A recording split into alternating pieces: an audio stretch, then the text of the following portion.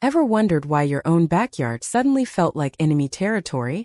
What if the quietest 5 minutes of your day got labeled a neighborhood emergency?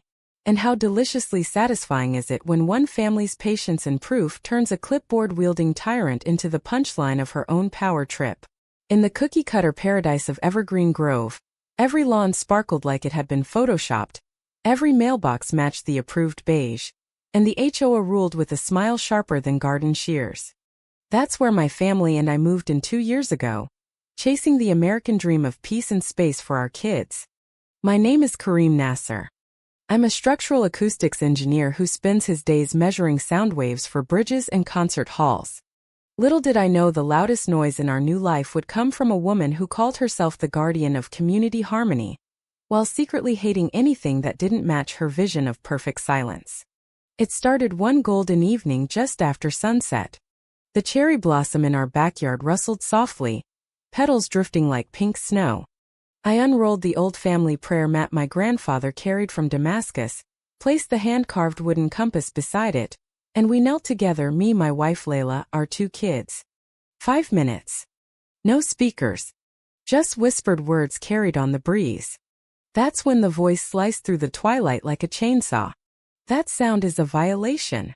Patricia Kensington snapped, one stiff finger jabbing toward our yard. Her pastel cardigan was buttoned to the chin, pearl earrings swinging like tiny wrecking balls. Beside her stood Sheriff Harlan, hat in hand, looking like he'd rather be anywhere else. Patricia's lips curled into that fake sweet smile she practiced in the mirror every morning. You've been warned twice already. A third time and we escalate, dear. I stood slowly, brushing grass from my knees, keeping my voice even. Evening, Patricia. County ordinance doesn't kick in until 10 p.m. Our prayer ended at 7:41. I have the timestamps. Layla kept the kids behind the screen door, but I saw my daughter's eyes widen in confusion. Sheriff Harlan shifted his boots on the gravel, silent. Patricia blinked once, then tightened her grip on her ever-present clipboard. Group observances require board notification. Exterior sounds, if recurring, become disruptive. She never said the word prayer. She didn't have to. Her tone did the dirty work, polite venom wrapped in HOA legalese. The sheriff finally spoke, voice flat. Ma'am, I was standing right here. Heard nothing louder than the wind. Patricia's jaw ticked like a broken clock. I'll be submitting this anyway, she hissed, already spinning on her heel. As her heels clicked away, I caught the faint jingle of her own backyard wind chimes. Ironic, since those things clanged louder than our whispers on any given afternoon. That night I didn't sleep much. I sat at the kitchen table with my calibrated sound meter, replaying the evening in my head. Patricia wasn't just enforcing rules. She was inventing them to keep people like us in line. The next morning the violation notice arrived, slid under our door like a threat wrapped in cream-colored paper. Exterior auditory event. Level 2 infraction. Clause 74.1. Amplified? There were no amps. Just voices. My kids' soft voices learning to pause in a noisy world. Layla read it over my shoulder and laughed bitterly. Same clause they used last month on the Joneses for their wind chimes. But somehow our faith is the real emergency. I didn't argue.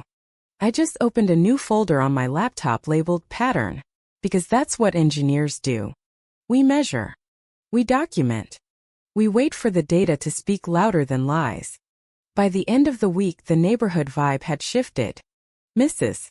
Langley from across the street crossed to the other sidewalk when she saw me. Old Mr.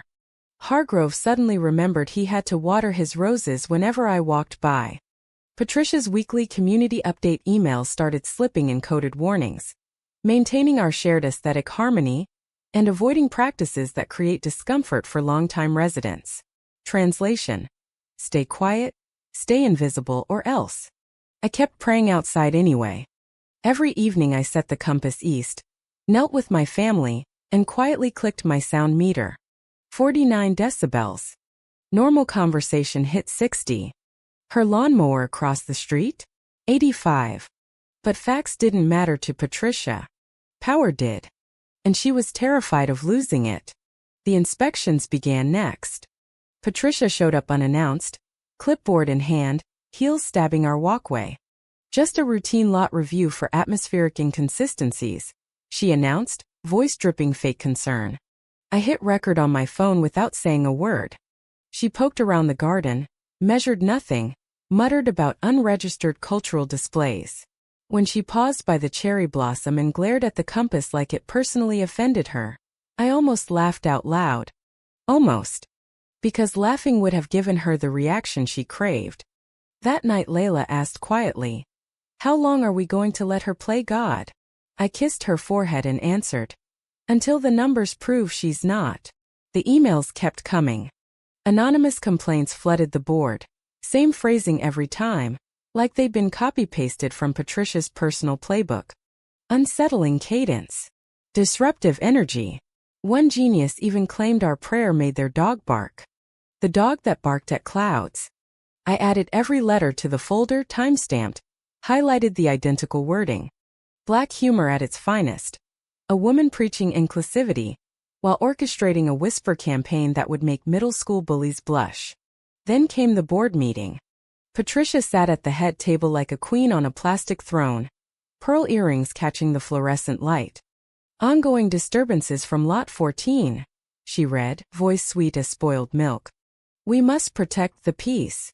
Reginald Thorne, quiet board treasurer who'd once been a city planner, cleared his throat. "The clause she's citing was never ratified, Patricia.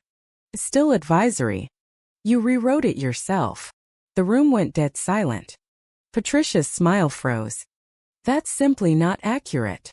But her eyes said everything: fear. Pure clipboard-clutching fear. I sat in the back row, folder in my lap, watching the first crack appear in her perfect little kingdom. And I smiled, just a little, because the numbers were about to speak. The cracks widened fast.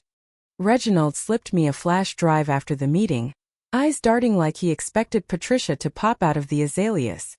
Every edit she made. Metadata proves she changed the clause alone. No vote. No notice. His voice was barely above a whisper. "She's scared, Kareem. Scared people get sloppy." I spent the next week turning that drive into a weapon. Sound graphs. Sheriff reports showing zero disturbance. Emails with identical phrasing across, anonymous complaints. I built timelines so clean a judge could read them in the dark. Meanwhile, Patricia escalated like a cornered animal. A certified letter arrived threatening $250 fines and county referral. She even tried an unannounced wellness check on our lot, claiming our prayer mat was an eyesore. I recorded every second. When she demanded I stop filming, I replied calmly, "Public sidewalk, Patricia. Same rules for everyone, right?" The neighborhood started splitting. Some waved awkwardly. Others glared. But Mrs. Patel 3 doors down dropped off homemade samosas with a quiet "keep fighting" note. Small acts, but they mattered. Patricia's harmony was fracturing under its own weight. The final straw came when she called another special board meeting. No agenda posted, classic power move. Reginald texted me the night before. "She's planning to ban all non-standard outdoor gatherings. Code for you." She's nervous. I didn't panic. I prepared. I printed everything. I practiced the presentation until the words felt like bullets. And I invited every homeowner who would listen. That evening the community room filled faster than Patricia expected. People who never showed up for HOA meetings suddenly had questions. Patricia strode in late, chin high, but her hands trembled on her notes. "Emergency resolution to preserve neighborhood character," she began, voice syrupy. "Temporary moratorium on exterior group activities causing unease." Reginald stood first. "Point of order. That resolution references a clause you fabricated." He slid copies across the table, my compiled evidence. Gasps rippled. Patricia's face went the color of old milk. "This is private board business," she sputtered. "Mrs. Patel raised her hand. "Private? You sent anonymous complaints about my neighbor's faith, but your Friday cocktail hours shake the windows. Hypocrisy much." Laughter, nervous at first, then genuine, rolled through the room. Black humor at its peak. The queen of rules exposed by her own double standards. I stepped forward, calm as ever. I've measured everything. Our prayers register quieter than birdsong. Your rules were never legal. You've been weaponizing them against one family because we don't match your beige vision of America. I clicked through slides, graphs, emails, metadata. The room grew quieter with every fact. Patricia tried to interrupt, pearls shaking. This is harassment. No, Reginald said softly. This is accountability. Hands shot up. Votes were called. The resolution died 5-0. Patricia sat there, mouth opening and closing like a fish on dry land, watching her empire dissolve in real time. She resigned the next morning. A quiet email. Stepping down for personal reasons. No apology. Just retreat. The new interim chair immediately froze all pending fines and promised charter reform. Sheriff Harlan drove by that afternoon, nodded once. Good job keeping it civil, he said. Some people never learn. That evening we prayed outside again. No cameras, no fear. Petals fell softly around the compass. The kids laughed louder than usual, and Layla squeezed my hand. You didn't just win for us, she whispered. You won for every family they tried to silence. The cherry blossoms kept blooming. The neighborhood felt lighter. And somewhere in her oversized McMansion, Patricia Kensington was probably rewriting her resume, because in Evergreen Grove, the rules finally remembered who they were supposed to serve. If you've ever been targeted by a clipboard-wielding, Hoa Karen hiding bigotry behind community standards, document everything. Stay calm. Let the data do the screaming. Because when fake power meets real proof, the queen always loses her crown. And the rest of us? We finally get to breathe and pray in peace.